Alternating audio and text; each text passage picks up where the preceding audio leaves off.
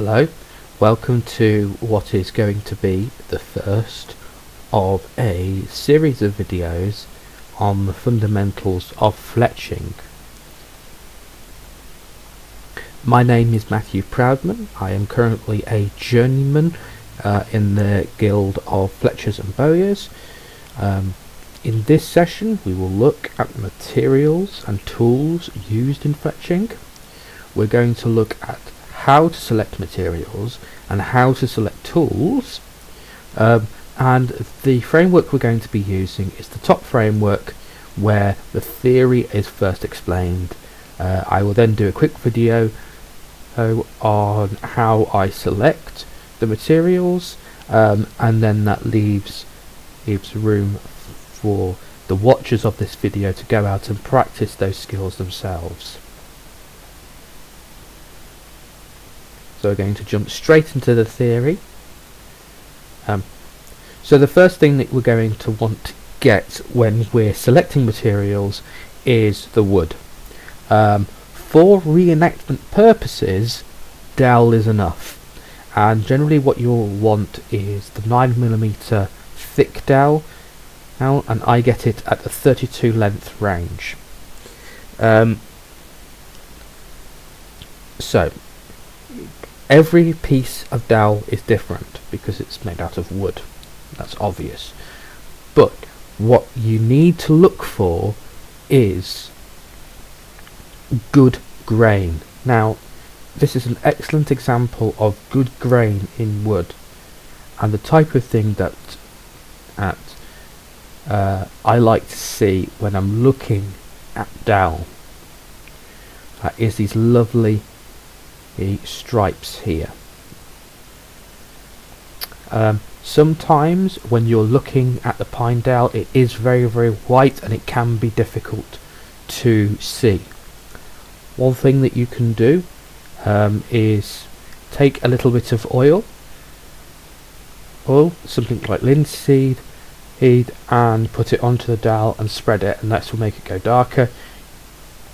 If you don't want to carry linseed oil, just lick your thumb and then use the spit on your thumb, and that will make it go dark enough. What to look out for? The first thing that you need to look out for is eyes. Now, this is an example of an eye here. Eyes are malformations in the wood, so something has hurt the wood or something has happened to it where the wood has just gone, okay, let's enclose that and grow around it, and that's what you can see here. These are very weak in the construction of the wood once it's been milled out to doweling. You can literally break the dowel with 2 fingers. So please stay very clear of these. The other one is splinters. Now, splintering on brand new dowel in a shop should be rare. Those things should be filtered out by the staff very quickly, but this can happen. The ways to avoid these is to flex the dowel in your hand, and so you're moving the grain of the wood, and any splinters will pop straight out and should be immediately. The third one is cracks, which you can either hear them or see them very plainly when you're flexing the dowel in your hands. The next one is feathers. You can get feathers from a huge amount of different places. In spring and autumn you can possibly pick up a lot of feathers while walking around. The types of feathers that you're after are the primaries, and the secondaries can also, but generally the feathers that we want to use are the secondaries. And generally what you're going to be doing is you're going to be milling the feathers, and you want this top half of the feather rather than the bottom half,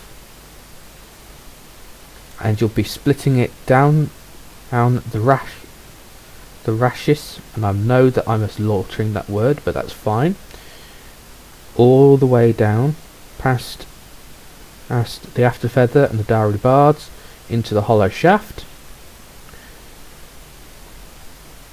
and then you're going to remove the after feather and the dowry bards, so that's all clean, and it just gives that just a clean, and it gives you a nice point where you can fletch onto with your thread. There are other alternatives. These are either plastic or very well milled feathers, and this basically gives you a huge amount of head start. It gives you something that's got a shape to it, it's got something that you don't have to mill, and it's ready to go straight on. And I use these exclusively for the battle arrows, so if one gets broken, it's less than 10 pence in order to replace it. I'm not going to really care about it because I haven't sat there and milled out a feather for it to get broken. Thread. So the type of thread that we're going to be using is linen thread. Now you can get more modern types of linen thread, and these are examples of a polished, what's referred to as a polished linen thread. So I have never seen this thread break, and the link will be in the description. And I've never seen this thread break myself, and it's what I use on my battle arrows. But authentically, we use full linen, natural linen thread as an example here. Now my very strong suggestion, when working with full natural linen thread is to use beeswax with it, and it's not very complicated. All you have to do is lay the piece of linen across the back of a beeswax brick like this.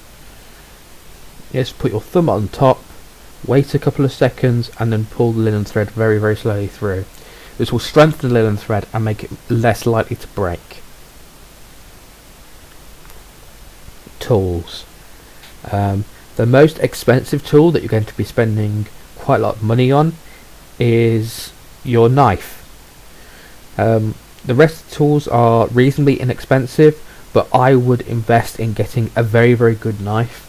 You can get by with kitchen knives, but they feel odd in the hand when you're doing it, and they're not always going to give you the best result. My knife that I have used for I think about 2 years now for practically everything is my Morin 860. It was about £30 when I bought it. They've gone up a little bit to about £40 to £45. The next thing that I would get is what's generally referred to as a chef sharp steel or a honing steel, and those are just very, very easy to use to keep the knife as sharp as possible, because you want your knife as sharp as possible. The next thing that I would get is your files. Now I get my files from a shop called Wilco's, and they're around about £5-6, reasonably inexpensive, and they last forever.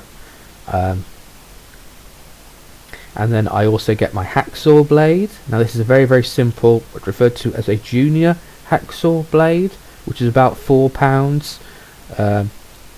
I usually get a hacksaw blade once a year, and that's enough. The next one is your steel wool, and this is just used as a nice, very, very effective way of smoothing out any roughness in your dowel.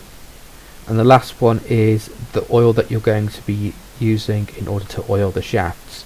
The reason that we oil the shaft is to make the shaft flexible and a little bit more pliant, and to toughen it up a little bit. Here is an example of cold pressed linseed oil, but you can use things like sunflower oil, and a lot of different oils, cooking oils, but linseed will give you a very, very nice dark colour, reasonably dark colour that you can work with, and it makes those arrows look very, very nice in my opinion. So now we've come to the observe part. What's going to happen behind the scenes is I'm going to be switching devices so I can show you a few things.